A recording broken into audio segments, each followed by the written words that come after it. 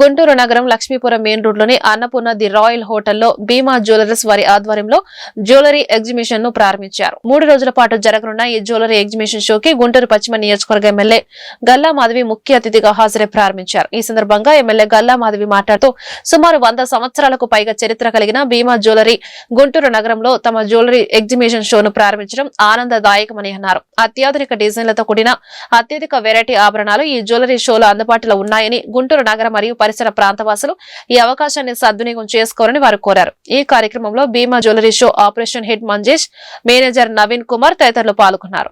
ఈ రోజు మన గుంటూరులో అన్నపూర్ణ డి రాయల్లో భీమా జ్యువెలర్స్ వారు ఎగ్జిబిషన్ ఏర్పాటు చేసుకోవడం జరిగింది. మరి భీమా జ్యువెలర్స్ అంటేనే మనందరికీ తెలుసు, చాలా ప్రాచీనమైంది, ఒక 100 సంవత్సరాల లెగసీ ఉన్న ఒక షోరూమ్ ఇది. మరి 1925లోనే ఈ యొక్క భీమా జ్యువెలర్స్ కేరళ ప్రెసిడెన్సీలో స్టార్ట్ చేసుకొని చాలా సక్సెస్ఫుల్గా యావత్ భారతదేశము అదేవిధంగా యూఏఈతో కలిపి పాన్ ఇండియా షోరూమ్గా ఈరోజు విరాజిల్లుతూ ఉంది. ఎందరో కస్టమర్ యొక్క ఆదరాభిమానాన్ని చొరగొంటూ ఇప్పటికీ ట్రస్ట్ వర్తీగా ముందుకు సాగుతున్న భీమా జ్యువెలర్స్ ఈరోజు మన గుంటూరులో కూడా ఒక ఎగ్జిబిషన్ ఏర్పాటు చేసుకొని రానున్న రోజుల్లో గుంటూరులో కూడా వారి షోరూమ్ని ఓపెన్ చేసుకోవాలని అనుకుంటున్నారు. మరి గుంటూరు ప్రజలందరూ కూడా ఆభరణాలకి వస్త్రాలకి ఎప్పుడు ఆదరాభిమానాలు కనబరుస్తూనే ఉంటారు.